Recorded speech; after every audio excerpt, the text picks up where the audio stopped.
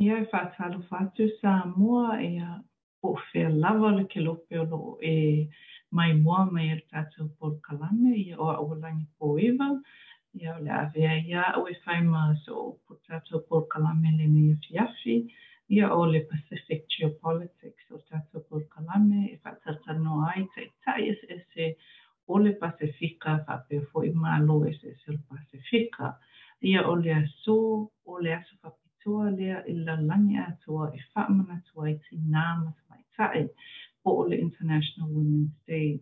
O le la o le atatu whaatatano i ngai ia le Afioga ia Leituala, Kuiniselani, Tago Elisara o ia fo ia se tai o le Pasifika i le Pacific Community o ia e whaolulua le Polokalame Polenisia o the Polynesian group i le whalaputonga po o le whalaputonga lea whawau malo o le Pacific Community po o le SPC. Ia o le whaongale whaapritani atu tātou Polokalame lenei afiafi a whaatai le mai mua mai.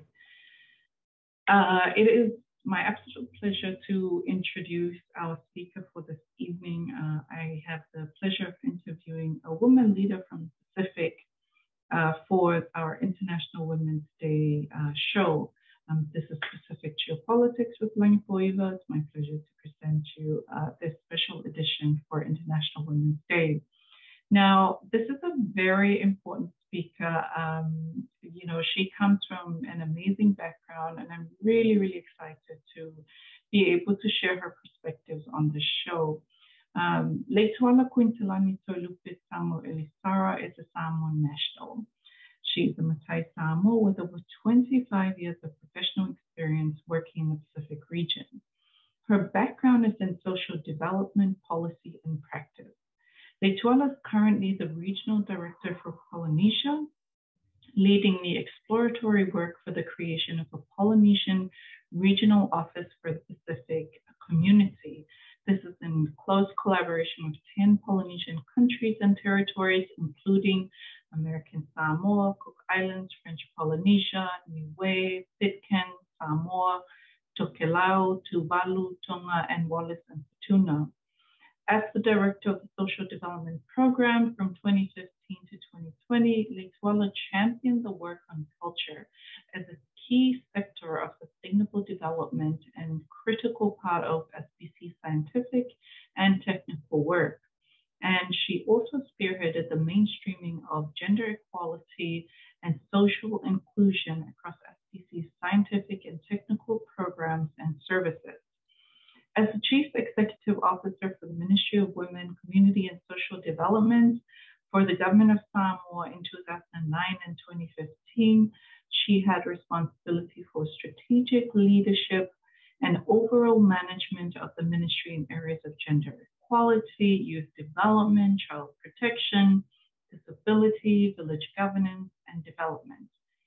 Prior to that, she was the head of the Division for Women under the same ministry with responsibility for policy and programming on gender equality and child protection.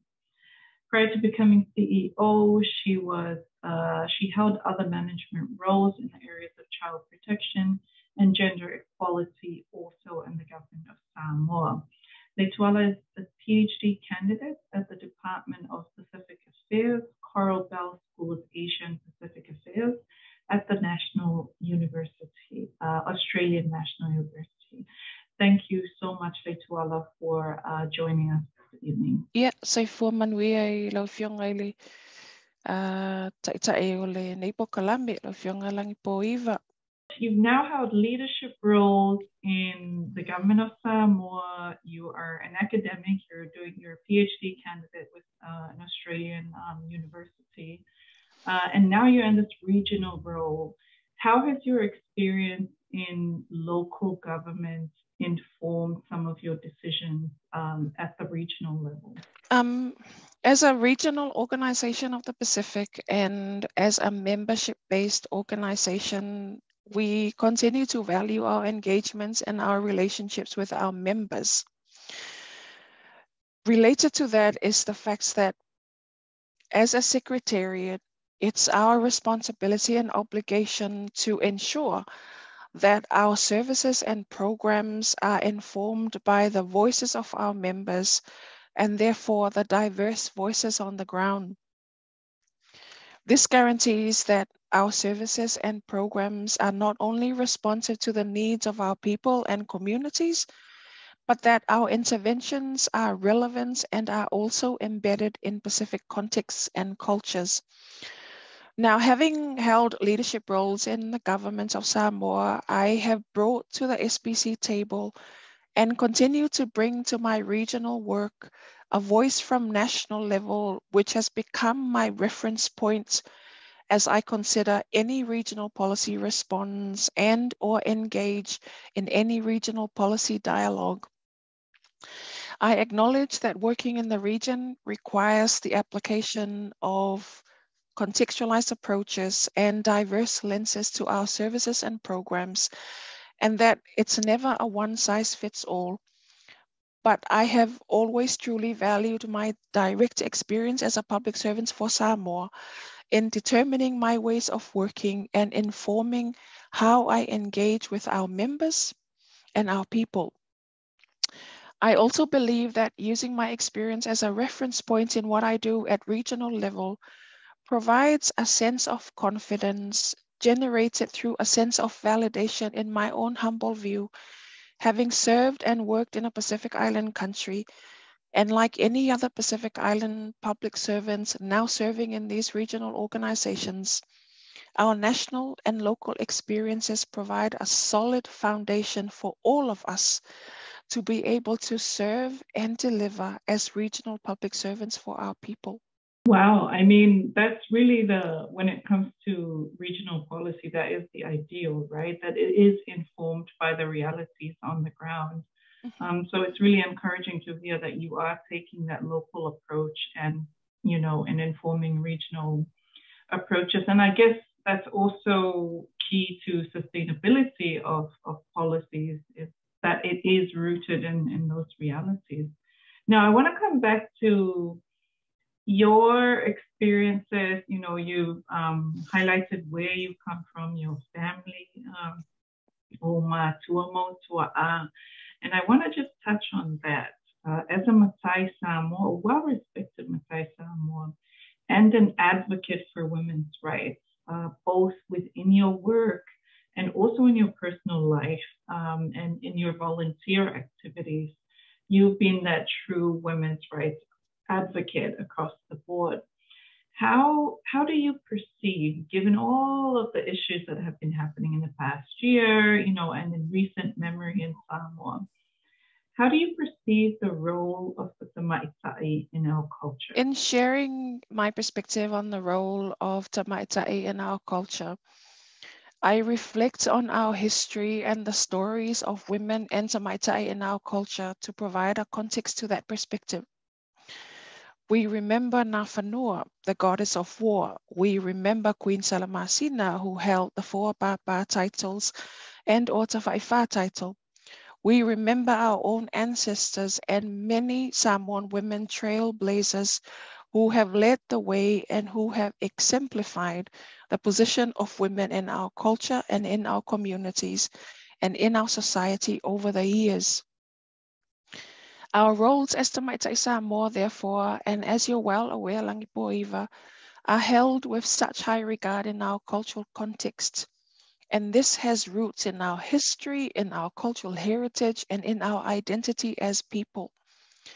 Our roles as Whiangai Ngatausio Ainga, our roles as Tamasa, and our roles as Sa'awao, o Ngawha'apai, o Awaluma, and our roles as heirs to chiefly titles and lands associated with those titles, our roles as Osuli Osuafa Ma'ele will remain because they are part of our tofi, they are part of our inheritance, and no one can take that away from us. Over time, these roles have evolved and have extended beyond our traditional roles, as many families and village communities, including our own governments, have recognized the valuable contribution that our women bring to the various sectors of society. And subsequently, women have been and continue to be bestowed chiefly and Matai titles, women are now holding many leadership roles in the public sector, the private sector, as well as the civil society and NGO sector. And despite the fact that there may still be challenges where women chiefly titles, for example, are still taboo in some villages, the shifts in the cultural space is progressing really well, the impact of which have transcended across the political spaces, where we've had several women holding cabinet ministerial portfolios and continue to do so. We've had our very first woman deputy prime minister, and now our very first woman prime minister of Samoa. Well, it seems based on that account that we're doing all right, right? Historically, of course, there's challenges to that and there's exceptions to the norm, but I love the fact that you contextualize the role of the Samoan woman within our history, within the fact that culturally women are leaders, and historically, and that is now, has come full circle. Now, I want to move into the regional perspective of equality and where you sit now. You are actually one of the few Samoan women, if not the only one, who holds a regional role of this magnitude, with this much influence. Now, from where you're sitting, how is the Pacific doing in terms of equality and the rights of women? As a region, we've made some great gains in the context of gender equality and the rights of women over the last almost 3 decades. And we have seen significant advancements in terms of policies, in terms of legislations in our region.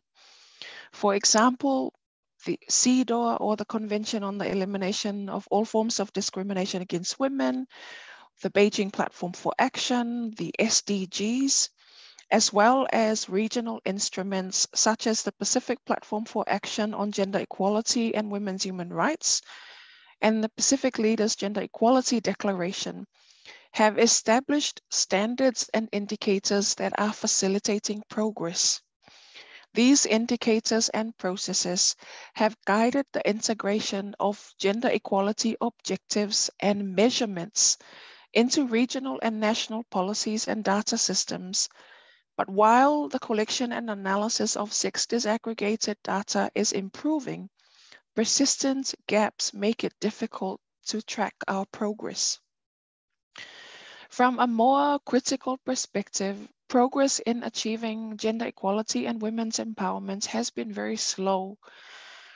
Gender equality, for example, has not been systematically integrated into legal and policy frameworks across sectors. There is limited government capacity, budgetary support, and political will to effectively address gender inequalities. We've got some of the lowest number of women in political leadership globally, and we also have high levels of violence against women and girls in almost all Pacific Island countries and territories. Now, on a more positive note, we have seen an increase in investments for gender equality in the region. Phase 2 of the Australian government funding that's supporting gender equality in the region, delivered under the program called Pacific Women Lead, sees an increase in investments for a very ambitious program, but one which hopefully will enable the resourcing required to advance gender equality and women's rights in our region over the next 5 years and beyond.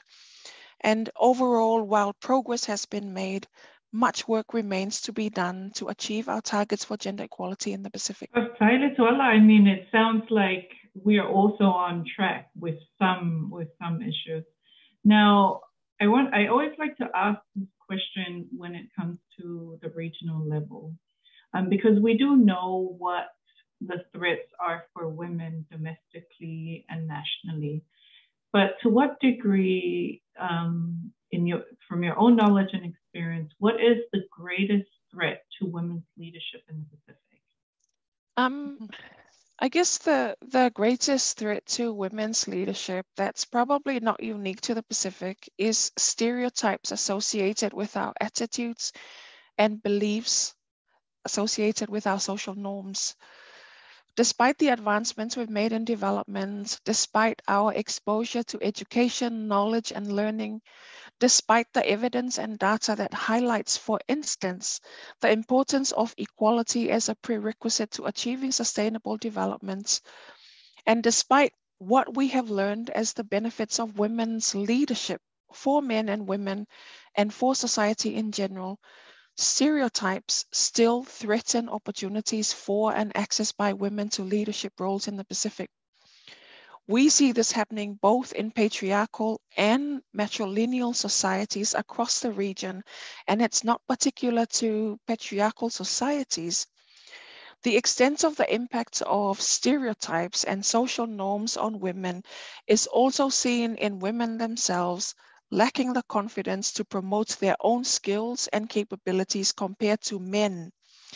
And even in our own communities where, although we have well-educated women and men, we often vote for men over women in the elections, for example, because of the belief that a woman's place is in the home and not in the House of Parliament.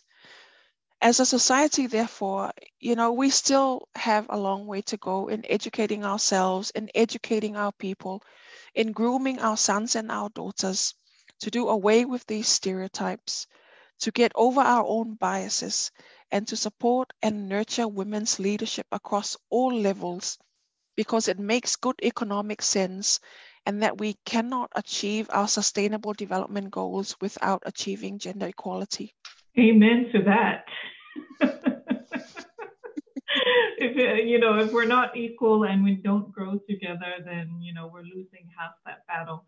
So I want to bring it back to Leituala, the person who's been motivated and like you said, you've been educated locally and you've now grown into this leadership role in the Pacific region. What motivates you? Last year, I authored a blog on women in leadership for International Women's Day, and I used the often quoted Samoan reference, "Ole ala ile pule, ole tautua." The pathway to leadership is through service, because to be able to lead is to be willing to serve, and that's what motivates me. Ole tautua, my service, being able to serve and to help others, and being of service is what motivates me. Now, you may come back and say, well, that's what we all do. Yes, I agree. But tautua in this context goes much deeper than simply providing a service or getting a job done. It's talking about tautua where tautua is intimately interwoven with our sense of belonging, with our sense of identity, with our values, and the philosophical underpinnings of who we are and how we relate to each other as people and how we relate to even our environments. Tautuala, in my view, is the key to maintaining and sustaining our relationships and connections with each other, as well as our connection with the land and with the ocean that sustains us. And that's my motivation.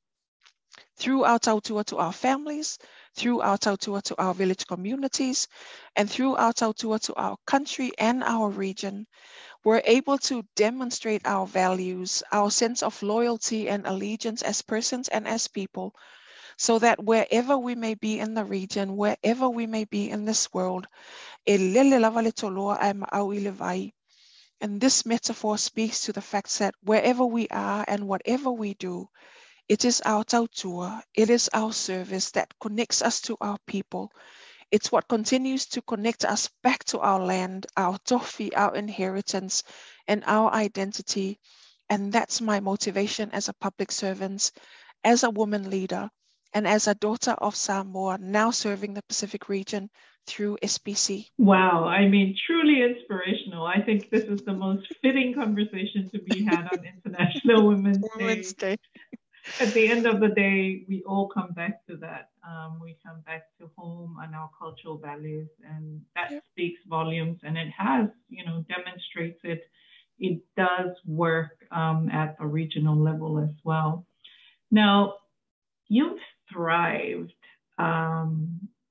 because you are an extraordinarily capable person yourself with your merits, but you would have had to also have been supported and had a system that supported you. Now, my next question is to do with that. It's to do with the fact that what can we do better as women to support other women? How, what can you say to this? Perhaps a couple of things. I think, firstly, we begin with ourselves. And if we cannot look after ourselves and we cannot look after our own needs, then we are not in a position to genuinely support other women. Secondly, we need to reach out to others more, and in doing so, promote better understanding amongst each other, including having what may often be referred to as frank and or difficult conversations with each other about issues.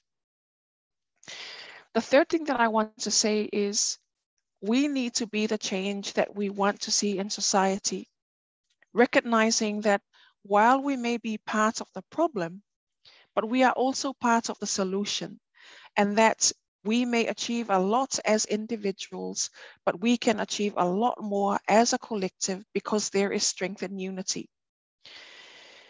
The final thing that I want to say about how do we better support other women is accountability is a popular concept in the gender equality conversations. I was listening in on an International Women's Day webinar earlier today, and one of the points raised was we need to check in with ourselves. We need to check in with each other more regularly as part of being accountable and holding each other accountable. And the question for me is, how do we do that? How do we hold ourselves accountable? How do we hold each other accountable? Because as women and as women leaders, we have a responsibility to nurture and promote a culture of accountability for each other that reflects our values of fetausiai, that reflects our values of feavatai as individuals and as members of the collective, whether it be our families, our communities, our organizations, our regional networks, and our contexts. That's such a useful and inspiring notion, because, throughout the political crisis, right, women journalists faced a lot of issues and attacks, and a lot of times it was by other women. And we found ourselves supporting each other and reaching out regionally to support. So I think that's quite a valuable point in that, at the end of the day, if we as women can reach out, even through a messenger post, and I think you and I did this at one point, was really just reach out and, just share a supportive message or express a view.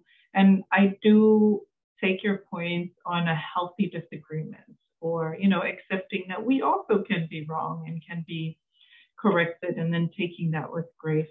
Now, the final question is for young women who, are, inspired by your work, or inspired by your work, who aspire to take leadership roles in the Pacific region and to really hustle, so to speak, in their careers and academically. What's some advice that you can offer for young women wanting to follow your footsteps? My advice for young women, I go back to the blog that I put together for women in leadership. And my advice for young women is to be able to lead is to be willing to serve. Our tautua, grounded in our cultural values, our cultural identity, and who we are, is what shapes and nurtures us for great things ahead. We need to continue to learn about who we are and our identity as Samoan women. The making of leaders is built on our ability to serve and tautua in any context, and don't ever forget that. Our values of fetausiai, our values of feavatai, our values of fetalai, all point to our tautua and service. And the foundation of great leadership is epitomized in your tautua to your family, to your village, and to our nation. My final words is, in striving for equity, we acknowledge the need to have a voice, but we also recognize that in our cultural context, we have a voice, but we also have a place. And that place allows us to be heard. And more importantly, it comes with the respect that we have earned through our tautua to our families, our communities, and our nation. Because to have a place is to have a voice. To have a voice is to have earned respect. And to be able to lead is to be willing to serve. A very valuable lesson. And I think a valuable lesson for a lot of our young women who are very active on social media and may not necessarily be active, in the villages and in their families and communities.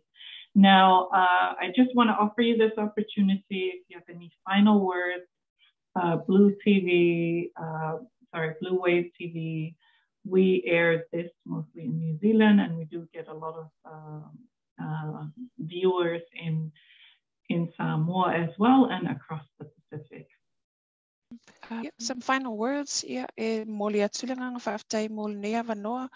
Thank you very much for giving me this opportunity and providing me this platform to share my experience and to talk about women in leadership, not just in Samoa, but also in the Pacific. Se upu wasala, a singangana fo upa o papa sau whaafongfonga mai, malu ave fale so finangalo mal malama, a wai poto lava le tautai a le a toni a ilona vaa.